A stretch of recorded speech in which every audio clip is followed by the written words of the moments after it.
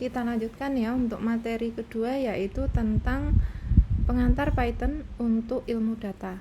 Saya kira semuanya sudah kenal dengan bahasa pemrograman Python, karena mulai dari dashboard dan PPO kalian sudah membuat sebuah perangkat lunak berbasis desktop dengan bahasa pemrograman Python. Nah, sekarang kita mau menggunakan Python untuk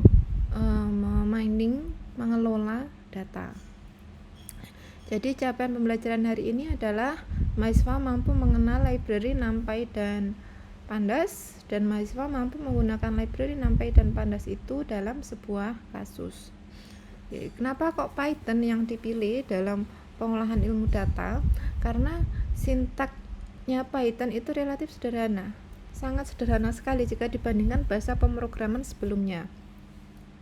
Kemudian Python itu multiplatform, bisa dijalankan di platform manapun, dan yang paling penting adalah library yang mendukung untuk pengolahan data itu banyak sekali yang support dari bahasa Python.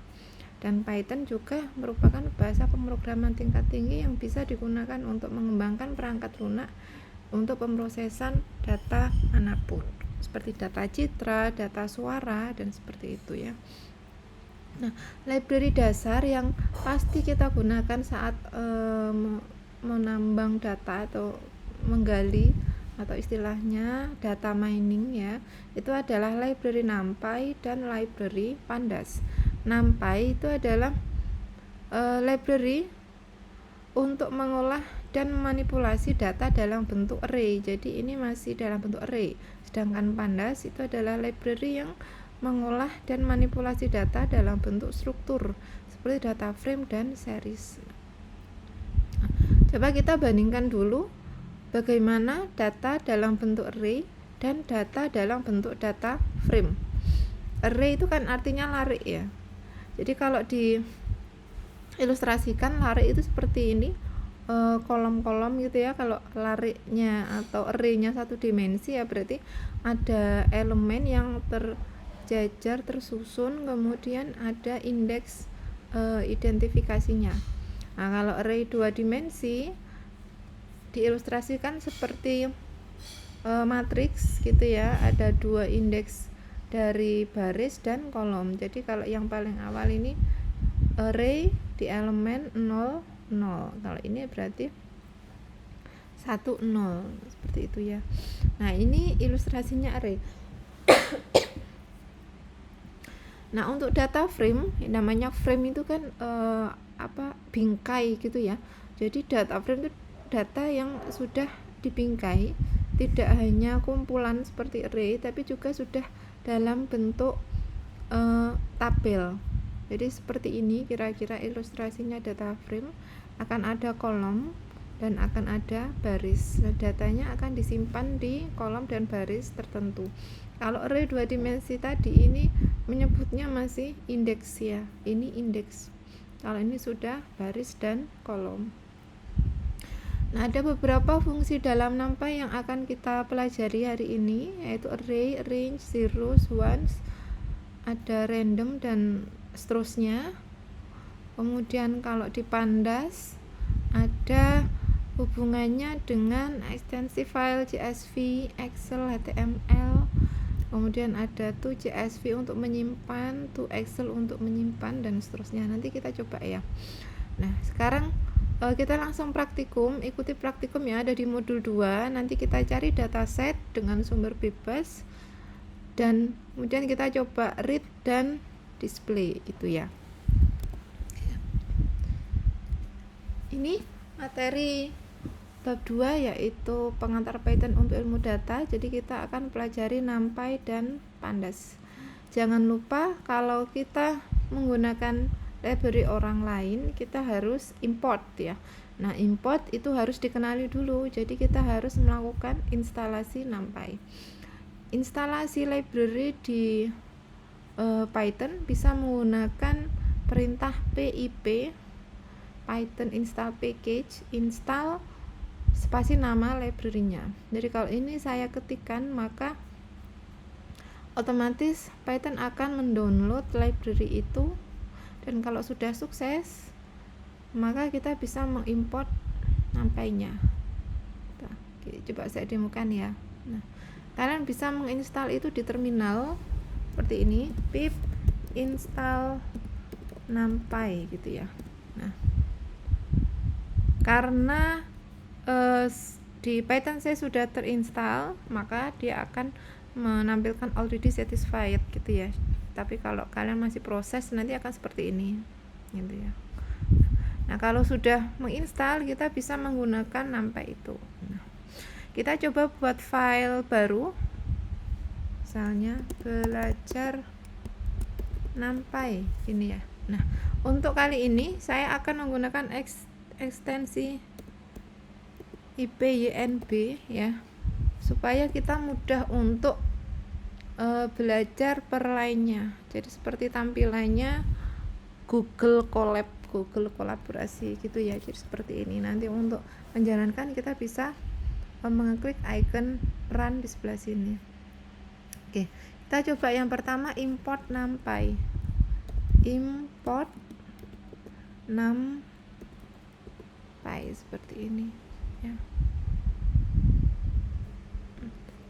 Import numpy snp. Oke, jangan lupa kalau kita bisa menggunakan snp di sini. Saya coba jalankan ya.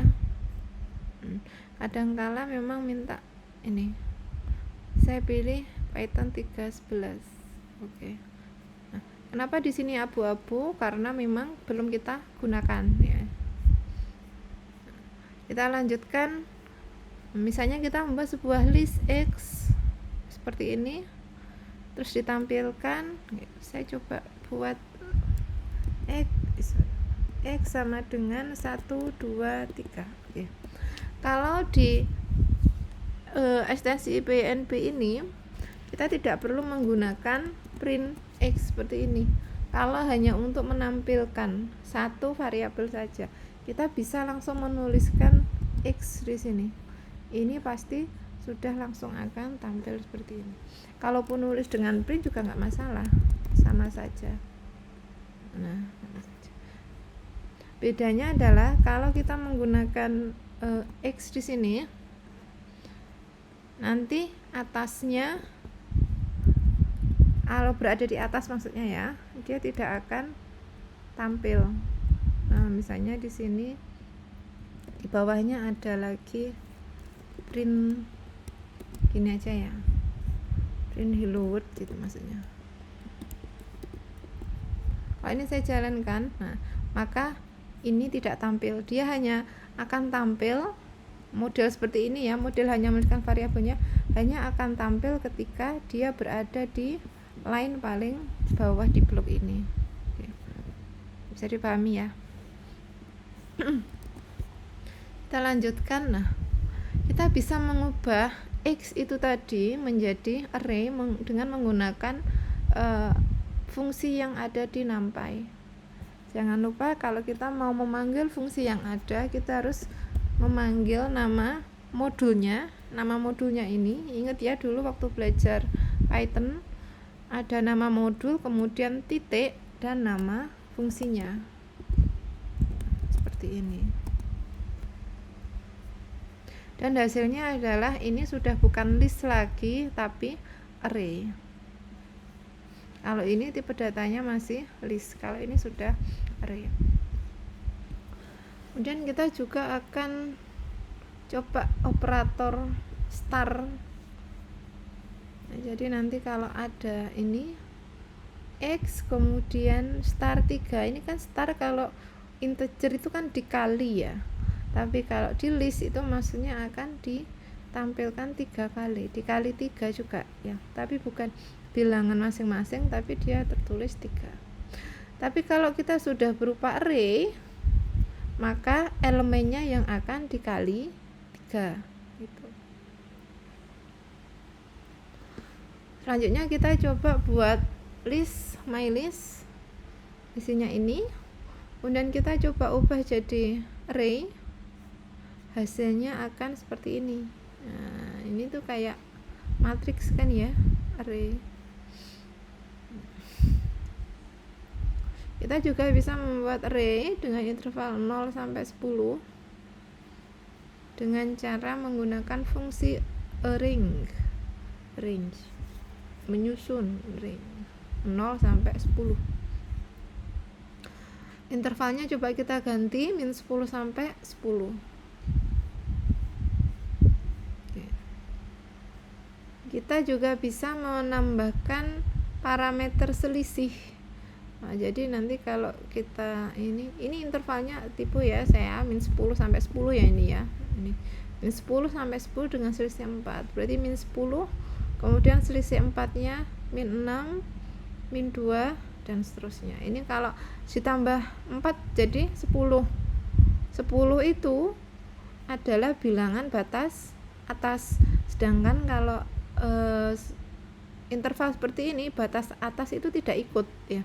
Jadi kalau kita membatasi sampai 10 ya berarti maksudnya adalah kurang dari 10, bukan kurang dari sama dengan 10. Selanjutnya buat satu dimensi bernilai 0 dengan ukuran 5A. 0 ini berarti kita pakai fungsi zeros. Kalau 0 dengan ukuran 5 kali 3 2 dimensi berarti zeros 5,3. Hasilnya akan seperti ini. Kemudian satu array satu dimensi bernilai 1, kita menggunakan fungsi ones. Kalau tadi kita pakai zeros nilainya 0, kalau ones nilainya 1. Jadi nanti kalian menjalankannya ke bawah seperti ini ya. Jalankan, kemudian tambah kode, jalankan seperti ini gitu ya. Nah, matriks identitas kita menggunakan fungsi A mata. Nah, sekarang kita coba belajar membangkitkan bilangan random. Kita bisa menggunakan fungsi random, fungsi ran yang ada di modul random yang ada di NumPy. Jadi manggilnya np library numpy dot random dot ran. Ini nama modul yang ada di NumPy, ini nama fungsinya, maka akan muncul seperti ini. Nilai yang dikembalikan adalah nilai random 0 sampai 1.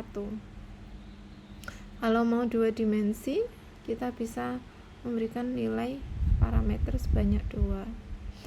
Nah, kalau yang kita gunakan tadi menggunakan fungsi ran itu adalah distribusi uniform. Kalau distribusi Gaussian kita menggunakan n, random n, normal. Nah, tahu ya distribusi uniform dan normal itu bedanya apa di statistik, semoga dibahas juga. Ini kalau kita mengenerate 2 dimensi. Oke. Kemudian kita juga bisa membangkitkan bilangan random dalam integer ya. Kalau tadi ini kan 0 sampai 1 ya. Kalau bilangan random normal min ya ini ya, dengan nggak ada kalau ini 0 sampai 1 jelas. Kalau random dia random normal dia tidak terbatas batas 0 sampai 1 ada minus ini. Tapi kalau integer berarti 0 sampai batas atas. Kemudian kita coba menggunakan fungsi reshape. Nah, kalau reshape itu kita pertama generate dulu, kemudian kita ukur atau kita bentuk menjadi ukuran 5 kali 2, 1, 2, 3, 4, 5 baris dan 2 kolom gitu ya. Kemudian untuk mempermudah pemanggilan kita bisa mengimport beberapa saja ya, nggak usah satu library penuh. Kita bisa input numpy.random, kemudian kita import fungsinya aja ran n dan ran in ya, berarti random dengan distribusi uniform, ini distribusi normal, dan ini random integer seperti itu. Nah, Di sini banyak sekali sudah fungsi yang harus kalian coba ya. Nah, kalian coba dulu. Nah, ini kalau tidak dicoba kalian tidak akan paham ya gunanya untuk apa. Sementara kita harus belajar ini untuk kita menggunakan Python untuk mengolah data nanti. Ya, selanjutnya ini ada pandas. Seperti biasa kita harus install pip install pandas. Nah, nanti kalau kalian belum install akan muncul seperti ini. Nah, kalau sudah kalau kita menggunakan pandas, kita bisa mengolah data yang sudah disimpan di file. Kita bisa menggunakan CSV atau Excel. Nah, jadi kalian coba download ini ya, dataset numerik makanan. Kemudian kita coba baca dengan fungsi read CSV. Kalau mau baca yang CSV, hasilnya nanti akan ditampilkan seperti ini. Nah, jadi bentuknya sudah dalam bentuk tabel. Kalau yang Excel berarti kita menggunakan fungsi read Excel dan disimpan dalam data. Datanya adalah data frame bentuknya. Sudah bukan array lagi, tapi sudah data frame. Yang tadi saya sampaikan sudah ada baris, indeks baris, dan sudah ada kolom gitu ya. Nah, ada fungsi head, ada fungsi tail, ada fungsi untuk menyimpan ke file. Nanti akan terbentuk seperti ini. Bisa juga pandas itu mengambil data secara real time dari HTML yang sudah online. Silakan dicoba ini, maka dia akan tampil data dan disimpan dalam data frame. Kemudian kalau membaca misalnya kalau ini membaca HTML yang online, kalau ini membaca CSV yang online. Jadi coba kalian akses ini ya, akses URL ini, kemudian kalian bandingkan apakah hasilnya sama seperti ini. Nah, ini contoh kalau mau mengambil satu kolom, jadi nama data frame-nya dan nama kolomnya, seperti manggil list kan ya. Kalau ngambil dua kolom, kita harus menuliskan nama kolomnya dalam list. Nah, kemudian kalau kita mau mengambil baris, kalau tadi kan manggil kolom, kita langsung manggil nama kolomnya. Kalau manggil baris kita pakai log atau location. Nah, kalau log 2 berarti nanti yang dipanggil yang ini ya, getuk pisang ini ya, getuk pisang. Nah, kalau 2 sampai 4. Oke, kalian coba ini ya. Kemudian kalian coba juga nyari dataset bebas, sumbernya bebas, terus kalian coba baca dan menampilkan. Udah itu aja dulu ya. Nanti kalau sudah ini kita baru bisa mengolah ke program ke materi-materi selanjutnya. Seperti itu, saya kira semoga bisa membantu. Kita tidak bisa bertemu, tapi kita bisa belajar secara mandiri. Terima kasih. Nanti kita lanjutkan ke materi yang ketiga. Saya akhiri. Assalamualaikum warahmatullahi wabarakatuh.